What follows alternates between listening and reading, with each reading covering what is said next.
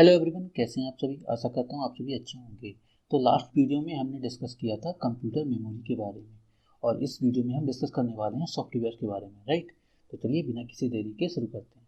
तो आज की हमारी हेडिंग है सॉफ्टवेयर। तो हम समझेंगे सॉफ्टवेयर क्या होता है, different types of software you will understand, right.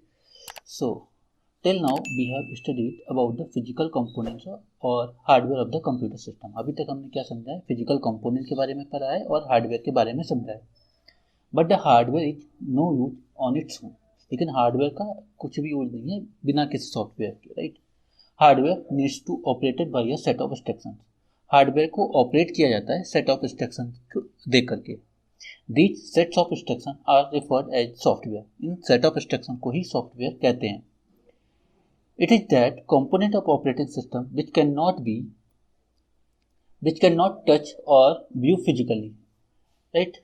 तो क्या लिखा है यहाँ पर, component of a component of a computer system which cannot be touched or view physically, उसे क्या कहते हैं, सॉफ्टवेयर कहते हैं।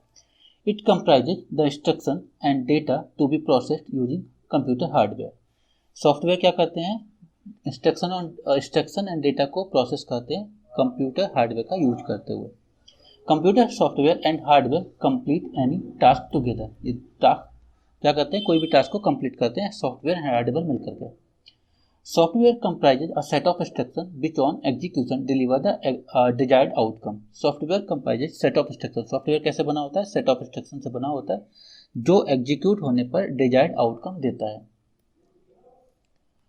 इन other words each software is written for some computational purpose. जितने भी सॉफ्टवेयर होते हैं किसी कंप्यूटेशनल पर्पज के लिए बनाए जाते हैं। Some examples of software include operating system, for example like Ubuntu, Windows 7, Microsoft Windows 10, word processing tool like Libre Office और Microsoft Word, video player like VLC media player और photo editors like GIMP and Libre Office Draw, like. So ये क्या है, software है। इन्हें किसी specific purpose के लिए बनाया गया है। अगर डॉक्यूमेंट और image store on the hard disk, तो डॉक्यूमेंट स्टोर होता है या इमेज जो स्टोर होती है हार्ड डिस्क पर या फिर पेन ड्राइव में, से क्या कहते हैं, सॉफ्ट कॉपी कहते हैं। एंड वंस प्रिंटेड, जब इसे प्रिंट कर दिया जाता है, दैट डॉक्यूमेंट और image is called hard copy. Hard copy होता रहता है, राइट। अभी हम क्या समझने वाले हैं, नीड ऑफ सॉफ्टवेयर। हमें सॉफ्टवेयर की जरूरत क्यों पड़ती है, इस चीज को समझेंगे, राइट। तो the sole purpose of software is to make computer hardware useful and operational. तो जो सोल पर्पज है सॉफ्टवेयर का, वो क्या करता है, कंप्यूटर हार्डवेयर को ऑपरेशनल बनाना एंड यूजफुल बनाना। A software knows how to make different hardware components of a computer work and communicate with each other as well as with end user, right. Computer software को पता होता है computer hardware को कैसे work कराना है and कैसे communication कराना है। We cannot instruct the hardware of a computer system directly। हम मतलब ह्यूमन बींग्स डायरेक्टली इंस्ट्रक्ट नहीं कर सकते हैं हार्डवेयर को, कंप्यूटर सिस्टम को डायरेक्टली इंस्ट्रक्ट नहीं कर सकते हैं। Software acts as an interface. Software कैसे काम करते हैं, इंटरफेस की तरह काम करते हैं between human users and hardware. हम डायरेक्टली हार्डवेयर को इंस्ट्रक्शन नहीं दे सकते हैं, तो हम इंस्ट्रक्शन दे रहे होते हैं सॉफ्टवेयर को। सॉफ्टवेयर वो इंस्ट्रक्शन पास कर रहा होता है हार्डवेयर को, फिर डेटा प्रोसेस होता है, देन डिजायर्ड आउटकम आता है। Depending on the mode of instruction with hardware and function to be performed, right. किस टाइप से इंस्ट्रक्शन करने वाले हैं, the software can be broadly classified into 3 categories. इस तरीके से depending upon the mode of instruction, कैसे इंटरेक्ट करने वाले हैं हार्डवेयर के साथ, लाइक सॉफ्टवेयर कैसे इंटरेक्ट करने वाले हार्डवेयर के साथ, इस बिहाफ पर कैटेगरी किया, सॉफ्टवेयर को कैटेगराइज किया गया है। तो जो पहली कैटेगरी है सिस्टम सॉफ्टवेयर की, पहली कैटेगरी कौन सी है, सिस्टम सॉफ्टवेयर। दूसरी कैटेगरी है प्रोग्रामिंग टूल्स की, and the third category application software की। तो वन बाय वन हम समझेंगे। तो सबसे पहले क्या समझेंगे, सिस्टम सॉफ्टवेयर क्या होता है, इसको समझने वाले। The software that provides basic functionality to operate a computer system by interacting directly with its constituent hardware is termed as system software, right। The software that provides the basic functionality to operate a computer, जो basic functionality है to operate a computer system, वो किसके द्वारा handle की जाती है system software के द्वारा। सिस्टम सॉफ्टवेयर क्या करते हैं, बेसिक जो बेसिक फंक्शनलिटी है कंप्यूटर सिस्टम की उसको ऑपरेट करते हैं। A system software knows how to operate, system software को पता होता है कैसे ऑपरेट करना है and use different hardware components of a computer, कैसे ऑपरेट करना है कंप्यूटर कंपोनेंट को, हार्डवेयर कंपोनेंट को, एंड कैसे उनको कैसे ऑपरेट करना है, कैसे यूज करना है। इट प्रोवाइड्स सर्विसेज, ये प्रोवाइड सर्विसेज प्रोवाइड करता है directly to the end user, directly to the end user and to others, to some others hard software, या किसी दूसरे सॉफ्टवेयर को सर्विसेज प्रोवाइड करता है। Examples of system software include जैसे कि operating system, system utility, device driver, ये सारे के सारे क्या हैं, सिस्टम सॉफ्टवेयर है।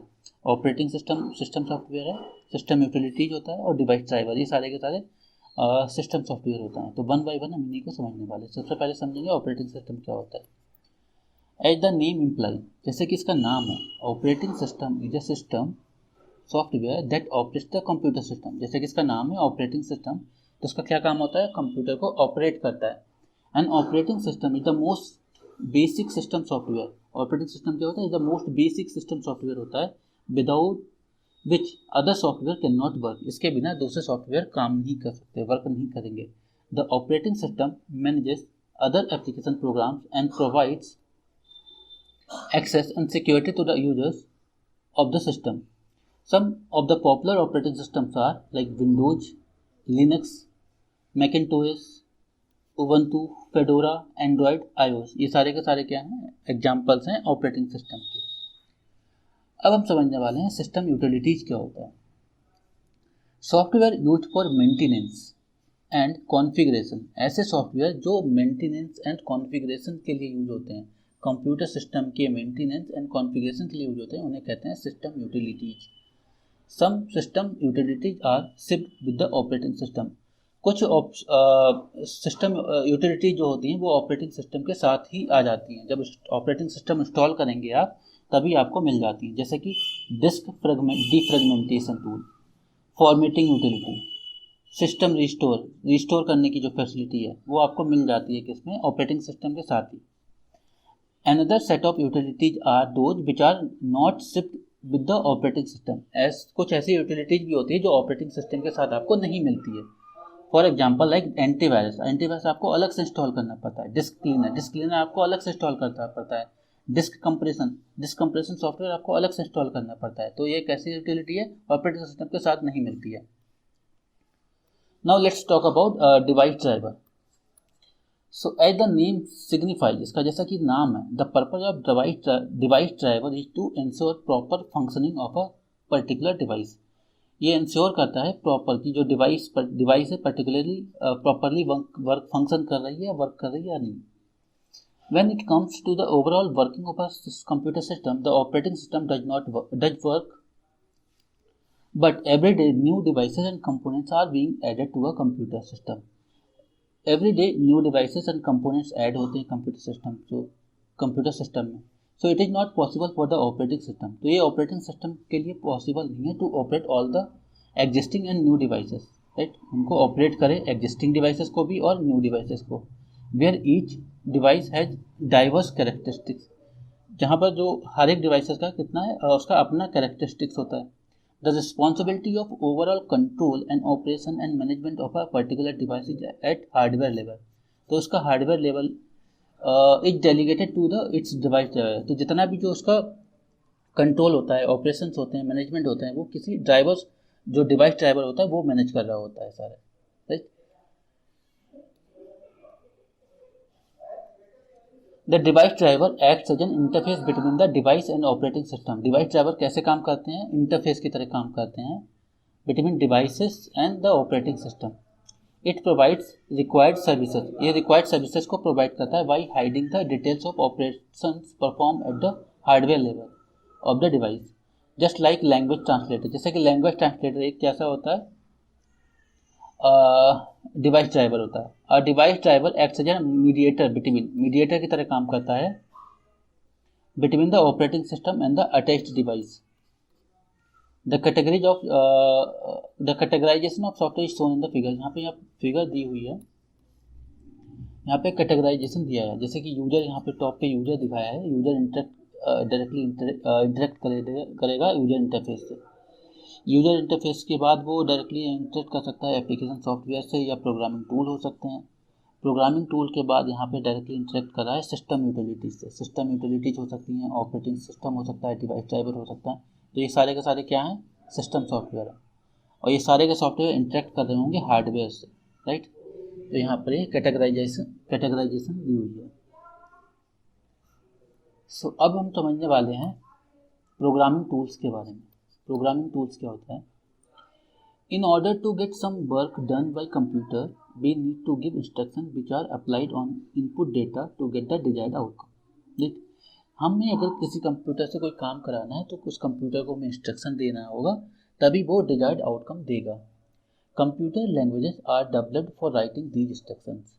कंप्यूटर लैंग्वेजेस होती हैं जो इन इंस्ट्रक्शन को लिखने के लिए, इंस्ट्रक्शन को लिखने में हेल्प करती हैं, राइट। इन इंस्ट्रक्शन को जिन लैंग्वेज में लिखने वाले हैं उनको कहते हैं प्रोग्रामिंग लैंग्वेज या computer languages. It is important to understand here that computers and human beings are completely different. Human beings understand completely different languages.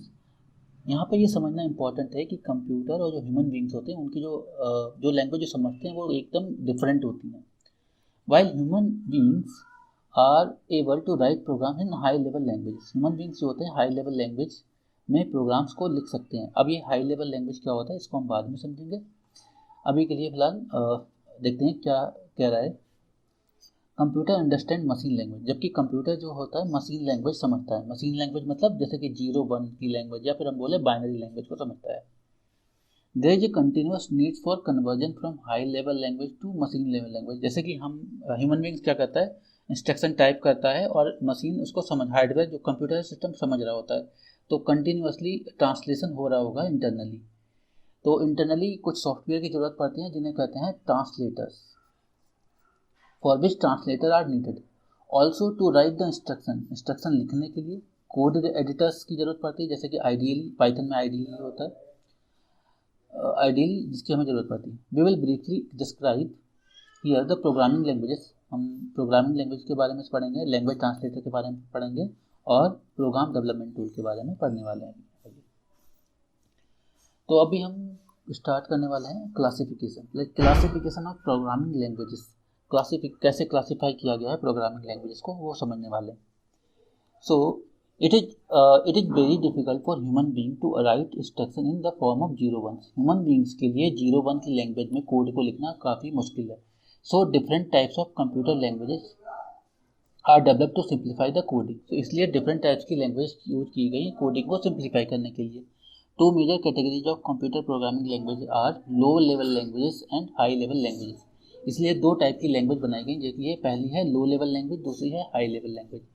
अब वन बाय वन समझते हैं कि क्या होता है। सबसे पहले समझेंगे लो लेवल लैंग्वेज क्या होता है।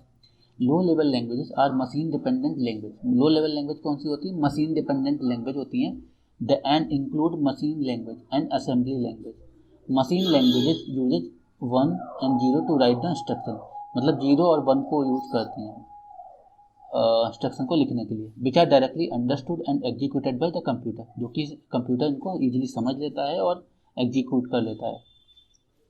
But writing a code in machine language is difficult as one has to remember all the operation code and machine addresses. 0-1 की फॉर्म में कोड को लिखना थोड़ा सा मुश्किल होगा, क्योंकि यहाँ पे ऑपरेशंस को आपको याद रखना होगा और मशीन एड्रेसेस, जो एड्रेसेस हैं मशीन के, उनको याद रखना मुश्किल हो जाएगा। इसीलिए लो लेवल लैंग्वेज में कोड को लिखना काफ़ी मुश्किल होता है। Also finding errors in the code written in machine language is difficult. अगर आपके कोड में कोई एरर आ गई तो अगर मशीन लैंग्वेज कोड में उसे फाइंड करना, एरर्स को डिटेक्ट करना भी मुश्किल होगा, कोड लिखना भी मुश्किल होगा, और अगर कोई एरर आ जाती है तो उसको डिटेक्ट करना भी मुश्किल होगा।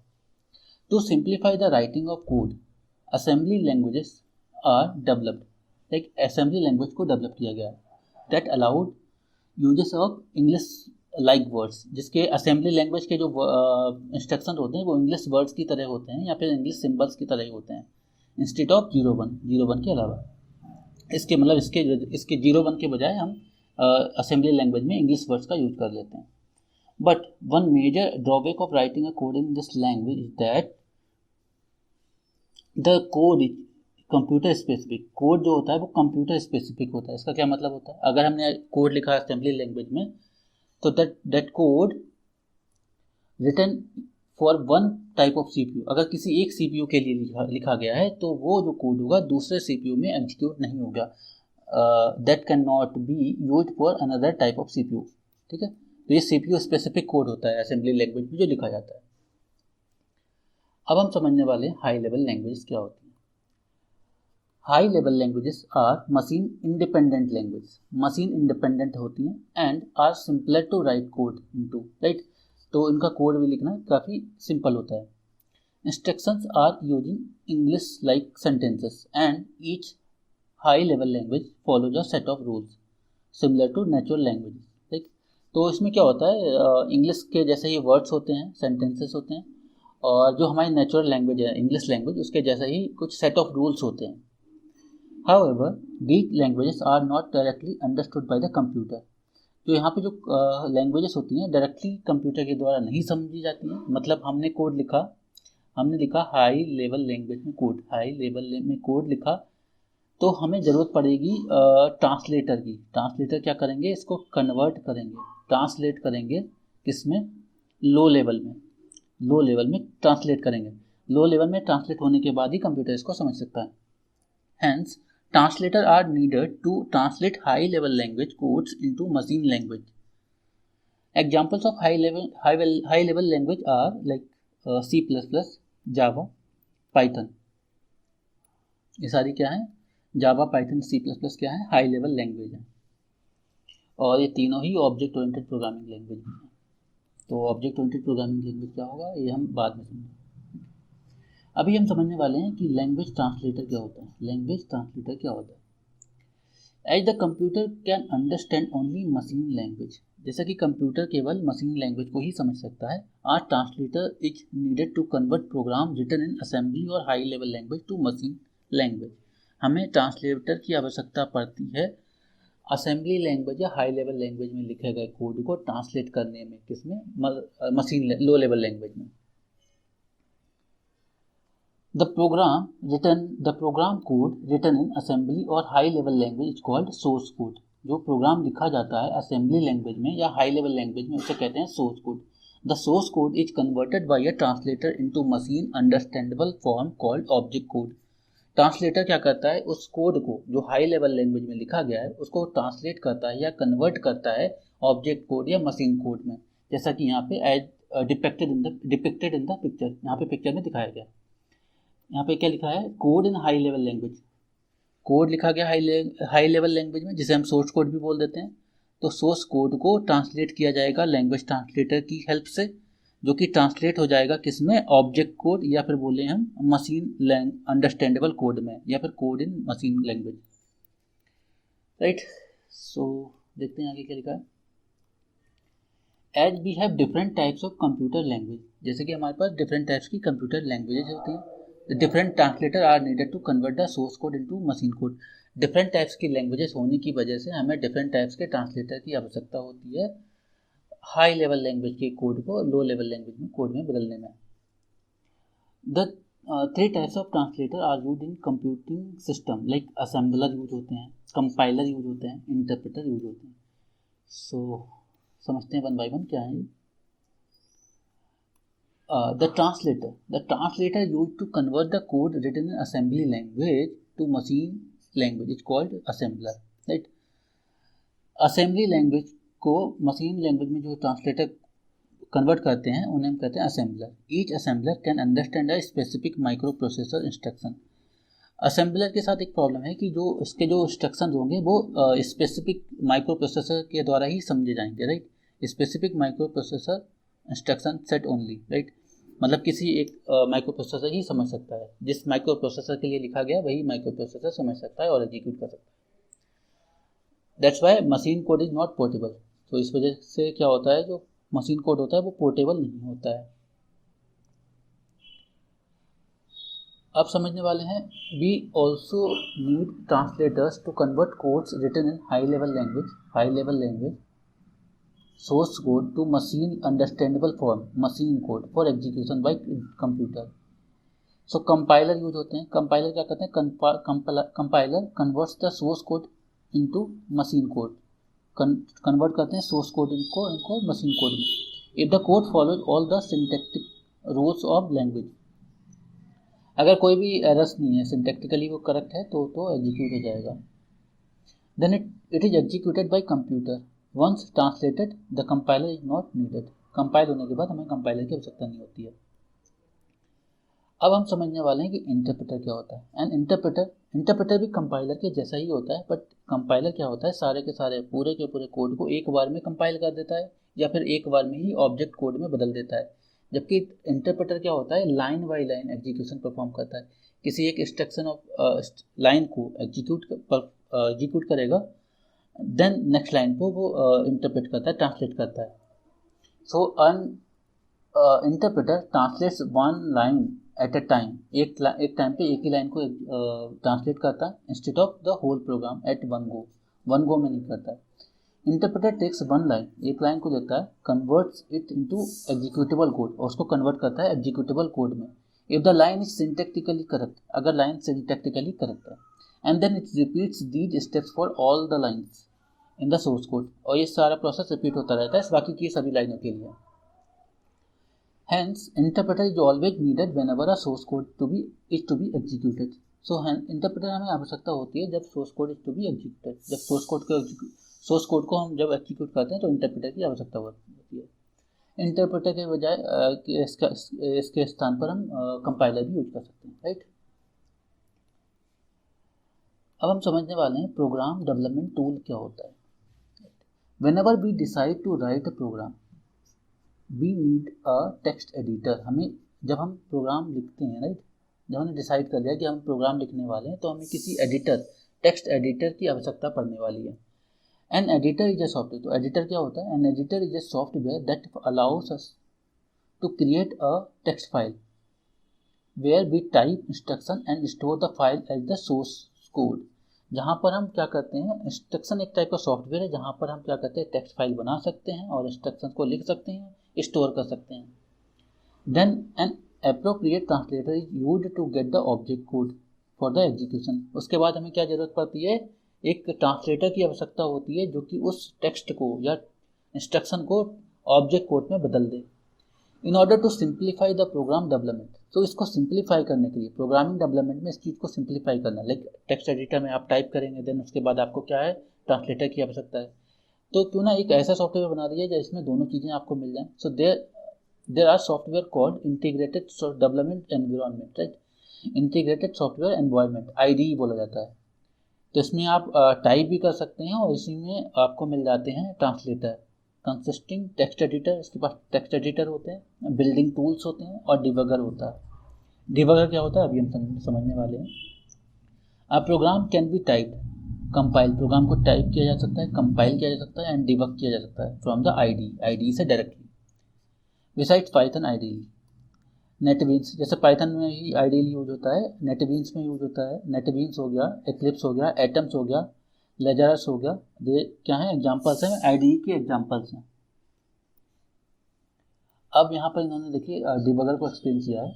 Debugger as the name implies, जैसा कि इसका नाम है, इज द सॉफ्टवेयर, एक सॉफ्टवेयर है to detect and correct errors in the source code. Debugger क्या करता है, एरर को डिटेक्ट करता है एंड उनको करेक्ट करता है इन द सोर्स कोड. तो ये तो हमारा कंप्लीट हो गया. एंड अभी हम डिस्कस करने वाले हैं एप्लीकेशन सॉफ्टवेयर. हमारा जो लास्ट टॉपिक है आई थिंक सॉफ्टवेयर का, एप्लीकेशन सॉफ्टवेयर. तो एप्लीकेशन सॉफ्टवेयर को समझने वाले हैं. The system software provides the core functionality of computer system. एक सिस्टम सॉफ्टवेयर प्रोवाइड्स करता है core functionality of computer system. However different users need the computer system for different purpose depending upon their requirement. तो इसलिए computer system, जो different users होते हैं वो computer system को यूज करते हैं डिफरेंट पर्पज के लिए, डिफरेंट रिक्वायरमेंट के लिए.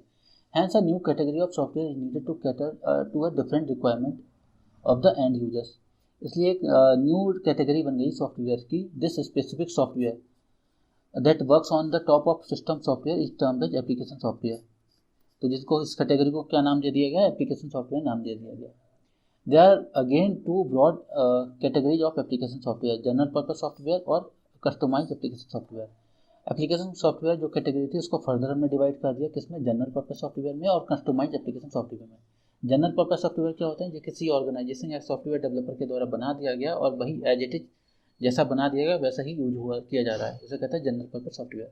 कस्टमाइज सॉफ्टवेयर एप्लीकेशन क्या होते हैं, कस्टमाइज एप्लीकेशन मतलब किसी सॉफ्टवेयर डेवलपर ने या किसी ऑर्गेनाइजेशन ने स्पेसिफिकली डेवलप किया है या डिजाइन किया है, उसे कहते हैं कस्टमाइज सॉफ्टवेयर। तो समझते हैं जनरल पर्पस सॉफ्टवेयर क्या होते हैं। The application software developed for generic application to cater a bigger audience in a journal called general purpose software. Such ready-made application, ये ready-made होते हैं, right? Application software can be used by end users as per their requirement. तो ready-made softwares होते हैं जो कि users use कर सकते हैं requirement के according. For example के लिए जैसे एक स्प्रेडशीट होता है, spreadsheet tool calculation of LibreOffice का एक फीचर होता है, like spreadsheet tool for calculation के लिए can be used for any computer can be used by any computer user to do calculation करने के लिए, टू क्रिएट अकाउंट शीट बनाने के लिए। एक एडोबी फोटोशॉप यूज होता है, GIMP यूज होता है, मोजिला वेब ब्राउजर यूज होता है, iTunes। तो ये सारे के सारे जनरल पर्पस सॉफ्टवेयर हैं जो कि किसी ऑर्गेनाइजेशन या सॉफ्टवेयर डेवलपर के द्वारा बनाए गए हैं और उनको एज इट इज यूज किया जा रहा है। अब बात करेंगे कस्टमाइज सॉफ्टवेयर के बारे में। दीज आर कस्टम और tailor made application software that are developed to meet the requirement of a specific organisation और an individual. They are better suited to the needs of an individual or organization, considering they are designed as per their special requirement. किसी company या individual के द्वारा special requirement को पूरा करने के लिए बनाए जाते हैं, right. Some examples of user defined software are include, जैसे वेबसाइट बनाई जाती है, तो किसी कंपनी की वेबसाइट है तो कोई अपनी कंपनी ने अपने खुद के लिए बनाई है, खुद की ऑर्गेनाइजेशन के लिए। स्कूल मैनेजमेंट सॉफ्टवेयर, स्कूल का मैनेजमेंट सॉफ्टवेयर होता है तो स्कूल ने खुद के लिए बनवाया है, राइट। अकाउंटिंग सॉफ्टवेयर होते हैं। So it is similar to buying a piece of cloth, ये उसी की तरह है जैसे कि कपड़े का एक पीस खरीदना, लाइक कपड़े का टुकड़ा खरीदना, and getting a tailor made garments, और टेलर से अपने अकॉर्डिंग बनवा लेना, जैसे फिटिंग क्या रहने वाली है, कलर उसका क्या होगा, फैब्रिक हम अपनी अकॉर्डिंग चूज कर सकते हैं। एंड हमारा इसी में लास्ट टॉपिक है प्रोप्राइटरी और free and open source software. तो प्रोप्राइटरी सॉफ्टवेयर क्या होते हैं, फ्री सॉफ्टवेयर क्या होता है, ओपन सोर्स सॉफ्टवेयर क्या होते हैं, इनको समझने वाले हैं। The developers of some application software provide their source code as well as the software freely.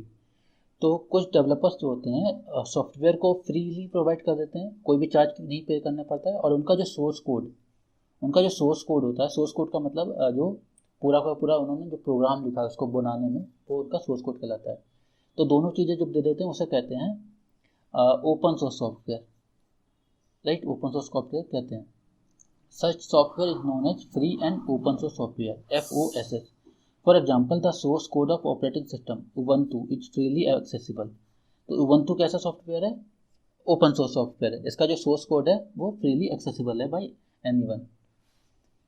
And उसके बाद more examples of FOS, open free and open source software, जैसे कि पाइथन भी ओपन सोर्स है, लिब्रे ऑफिस भी open source है, OpenOffice भी open source है, मोजिला फायरफॉक्स भी ओपन सोर्स है। Sometimes of softwares are freely available, sometimes क्या होता है, सॉफ्टवेयर फ्रीली अवेलेबल तो होता है लेकिन उनका जो सोर्स कोड है वो फ्रीली नहीं होता है, राइट। उनका जो सोर्स कोड नहीं होता, मतलब फ्रीली अवेलेबल है, आप फ्री में यूज कर सकते हैं लेकिन उनका सोर्स कोड अवेलेबल नहीं है, फ्रीली अवेलेबल नहीं है। तो उस टाइप के सॉफ्टवेयर को क्या कहते हैं, फ्रीवेयर कहते हैं। फ्रीवेयर मतलब ऐसे सॉफ्टवेयर जिनको हम फ्री में तो यूज कर सकते हैं लेकिन उनका सोर्स कोड अवेलेबल नहीं है, तो उन्हें क्या कहते हैं, फ्रीवेयर कहते हैं। फॉर एग्जांपल जैसे कि स्काइप हो गया, एडोबी रीडर हो गया, एडोबी रीडर को आप यूज कर सकते हैं लेकिन उनका सोर्स कोड अवेलेबल नहीं है। when the software to be used has to be purchased from vendors who has the copyrights of the software, then it is proprietary software। ऐसा सॉफ्टवेयर जिनको हमें परचेज करना पड़ता है, फॉर एग्जांपल जैसे कि माइक्रोसॉफ्ट के जो सॉफ्टवेयर हैं, जैसे कि माइक्रोसॉफ्ट विंडोज़ हो गया, टैली हो गया, क्विक ह्यूल हो गया। तो क्विक ह्यूल क्या है, एंटीवायरस है। तो इन सबको अगर परचेज करना पड़ता है तो इनको क्या कहते हैं, प्रोप्राइटरी सॉफ्टवेयर कहते हैं। A software can B freeware. एक सॉफ्टवेयर कैसा हो सकता है, फ्रीवेयर हो सकता है, ओपन सोर्स होता है, और प्रोप्राइटरी सॉफ्टवेयर हो सकता है, depending upon the terms and condition of the person और group who has developed and release the software. तो ये डिपेंड करता है किसने वो सॉफ्टवेयर बनाए हैं, किसने रिलीज किया है। किसी ऑर्गेनाइजेशन के द्वारा बनाए जा सकते हैं या किसी डेवलपर के द्वारा भी बनाया जा सकता है। ये हमारा हो गया सॉफ्टवेयर वाला पार्ट, और नेक्स्ट लेक्चर में हम डिस्कस करेंगे ऑपरेटिंग सिस्टम को, राइट। आई होप आपको ये सॉफ्टवेयर वाला पार्ट, आपको ये टॉपिक पूरा कंप्लीटली समझ में आया होगा।